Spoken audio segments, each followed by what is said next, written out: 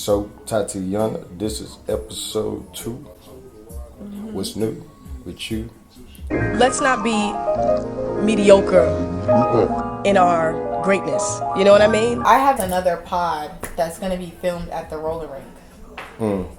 Right? Oh, okay. Isn't that crazy? So I'm doing it with one of the other girls that skates really well.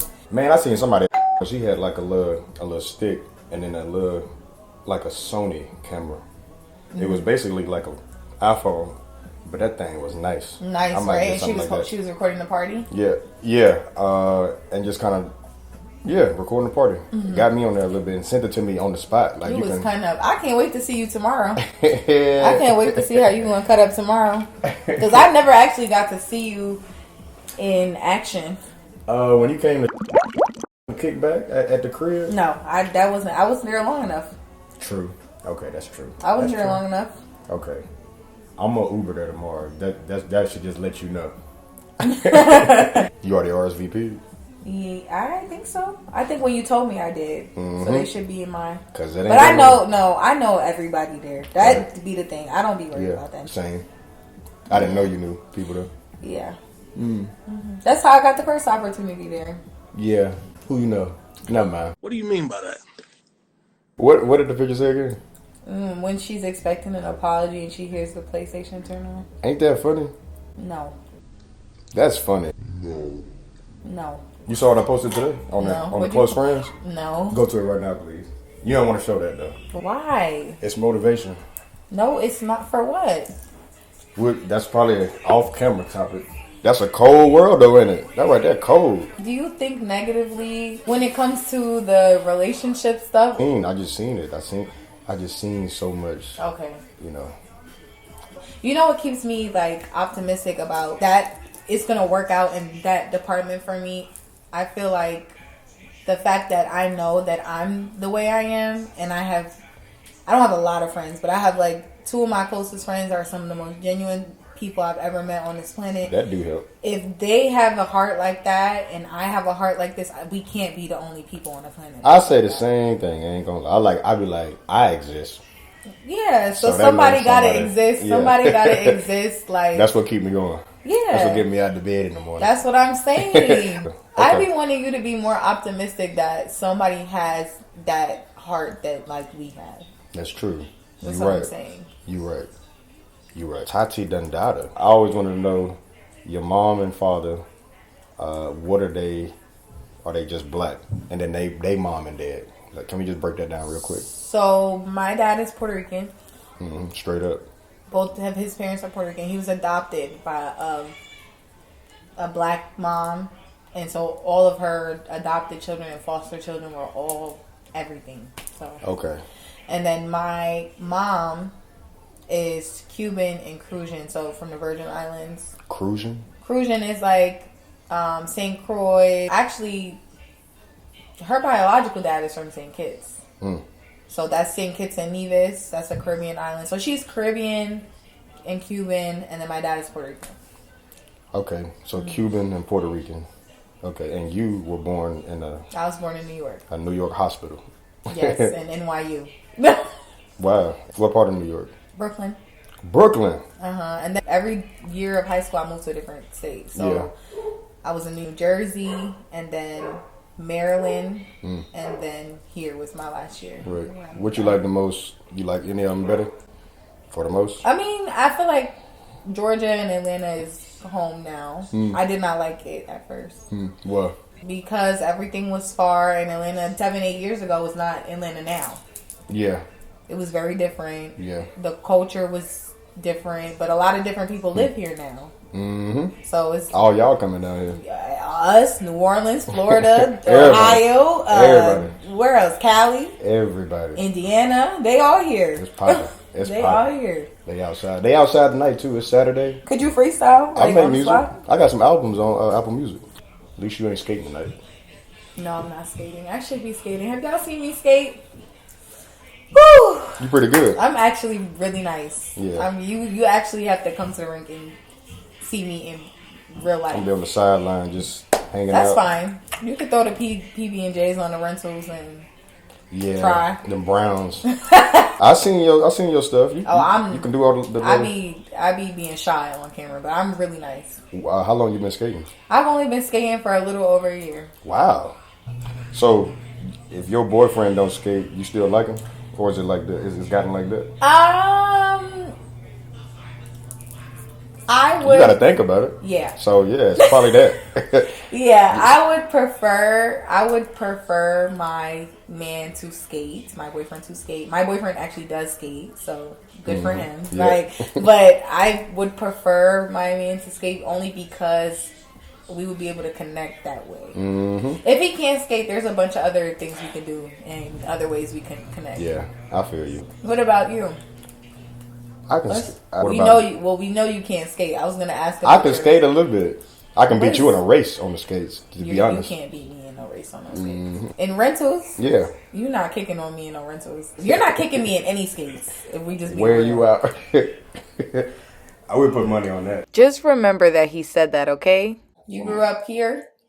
Or where? Atlanta Hospital. In Atlanta Hospital. I was there since I've been there since I was 6 years old, and then moved to Alabama, and came back in the 6th grade. I've been in Kennesaw since sixth grade, so I've been here since 6th grade. So I'm really from here. Longest. Yeah, but I guess what a lot of people might not know is how it was in Alabama. Just really country. We ain't had no Walmart or nothing. Everybody know everybody. With that being said, though, I didn't watch a lot of TV shows growing up. I didn't listen to a lot of music growing up. And the women is different in Alabama. They, no offense, because of the lifestyle, they're not doing a lot of makeup, lip gloss. How can I say this in a polite way? They some heavy women. You know what I'm saying? Yeah. I think it was the diet. It's just big, just big women. There's a lot of big women. And they wasn't all big, but this was just going bad. They probably, if my hometown hear this, they're gonna be like, "Man, you really throwing us under the bus." But it was just a different type of man and woman here when I got here. And my style, oh my gosh, you from New York, so you crush me. Yeah, I came in with the right gear. Yes, yeah, not me. I don't even want to say what I was wearing. But you have to say it. Oh man. And insert clip here. Ooh, that's bad. No, they gotta see that. Well, I came a long way. Yeah. K-Swiss. Okay, it's nothing wrong with K-Swiss. No, that was bad. What's wrong with K-Swiss? It was K-Swiss and what? Like, was you wearing the oversized? Were you wearing like the oversized shirt? I had that on at one point. Okay, the pants. The pants big? The pants at one point were big. Okay. Yeah, it was bad. Okay. It was bad. So, ironically, I met a girl in high school, a lady. She was from New York. We sat in science class. She sat right by me. We got to know each other. We dated, but she really changed my style. She upgraded you. Yeah, she did. Okay. I'll take it. Yeah, I'll give her that. Shout out to you. She hooked me up, and ever since then, I started noticing. I'm like, yeah, I like that a little better. You know, it just feel better. Like instead of the bigger pants and the bigger shirts. Yeah. And then it just been evolving. I started paying attention to everything, but that's why I am the way I am. I haven't really been.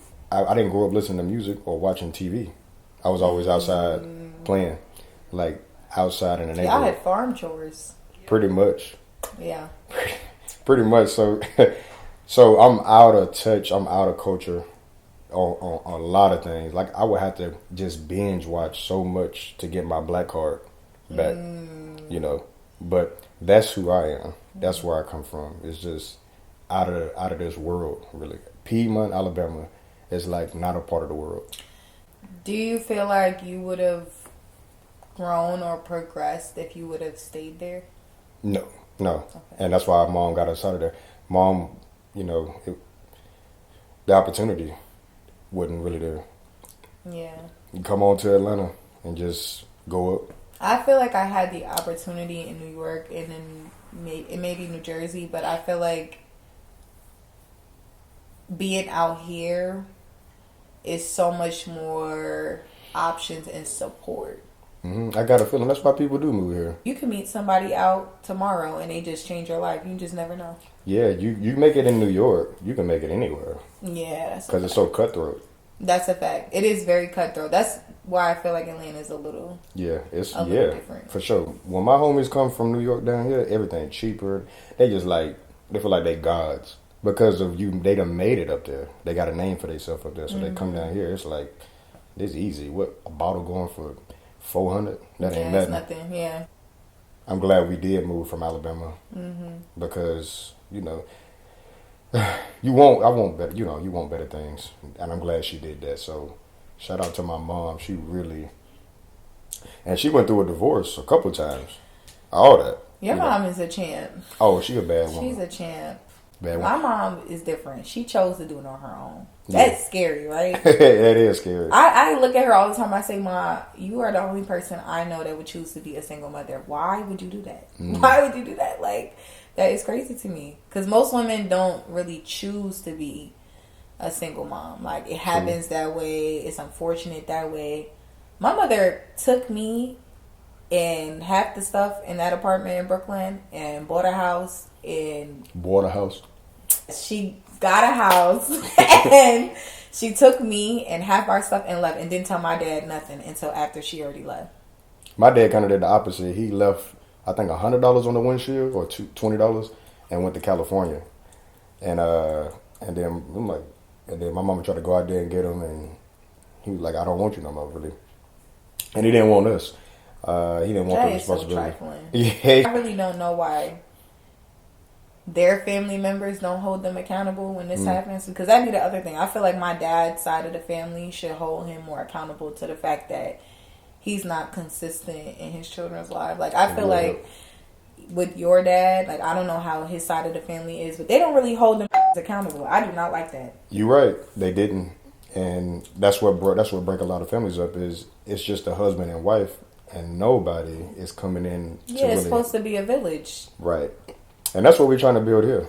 And that's why it's like, for me to get a woman, she would have to understand that a lot of women wouldn't want the village mentality because your business is kind of going to be out there a little bit with the family. You get to choose your village, though. Yeah. But when you have a good village, you know what I'm saying? When you have people that genuinely want to see you win and the best in you, they want to see everything work out in your favor, in your family's favor, then you don't have to worry about people being in your business because they're in your business for the right reasons. They should be in your business for the right reasons. You're right.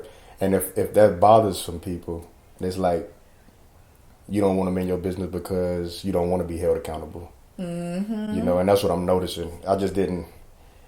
I'm still a little naive. I ain't gonna lie, coming from Alabama, it's a lot that you can learn there, but this city stuff, relationships and friendships, everything, it's really grew me up.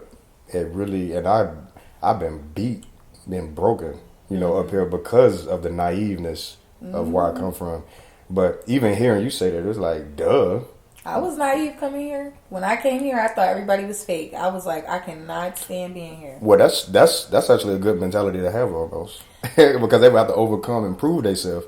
Me coming here, I'm thinking everybody genuine. Well, you get what I'm saying? So out here, I could see how you thinking everybody is genuine and getting taken, That's more green on my part, though. Yeah, it would seem green, right? But, like, for me, I came out here and realized everybody was fake. Because I came from a place where everybody is for the most part, what they say they are. And if they're not what they say they are, everybody else knows that. And we're good at calling each other out. If I don't like you, you're going to know I don't like you. You don't have to think about whether I like you or not. I'm not going to play like your friend. Yeah. That's everybody's mentality in New York, up north, New Jersey, that all the tri-state area, everybody's like that. Yeah. So you don't have to do too much figuring out if somebody really with you or not. Out here, they smile. They will act like they with you and turn around and not be with you. Like, that's how they are out here. And I had to learn that the hard way. I learned that from being out here. It's amazing.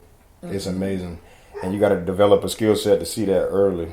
Like, who's fake? And they hiding it so well. And it's normal. It's that nice, nasty, Southern hospitality kind of attitude. Like, they practice this for a long time. Like, it's even in history. So it's like, this is something that's gone over for a long time. This is why a lot of girls complain about not having good friendships in Atlanta. Yeah. I ain't gonna lie, we kind of needed y'all New York people to come down here, switch things up. You know, I might be the first one to say that, right? For real? Yeah, I'm telling you, because they don't like to admit that. They act like they hate us here, but y'all drive. Y'all can't drive. Are you? That's about it. I feel like we drive better. Y'all don't drive up there, so how y'all gonna drive down here? I feel like nobody drive if up you there. can drive in New York City, you can literally drive anywhere. Okay. Who says y'all can drive good in New York? I've been there. Y'all don't drive that good.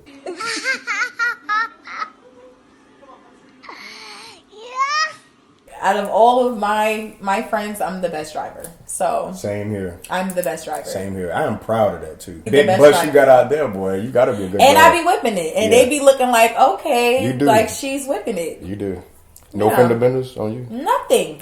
That's what's up. Nothing. I'm really that girl behind the wheel. That's what's up. Okay. I love women that can drive good. Oh my God. Oh man. It's your girl, Tati Dundada. My name Nick.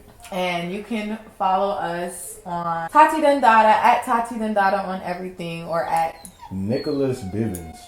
That's it. on everything. On Instagram. Yep. And you can catch us on what's now known as the Well Said platform. Yeah. We're on it this time. Yeah. You won't be waiting too much longer for Right. the next episode. We're not playing this time. That's It's gonna be fun. Greatness. You know what I mean? Episode 2. We'll Like, see think y'all next big. time. Bye. Think big. What's up, Soul? What's up, Luna? Look at Soul. Boy, I bet he'd come tear this place.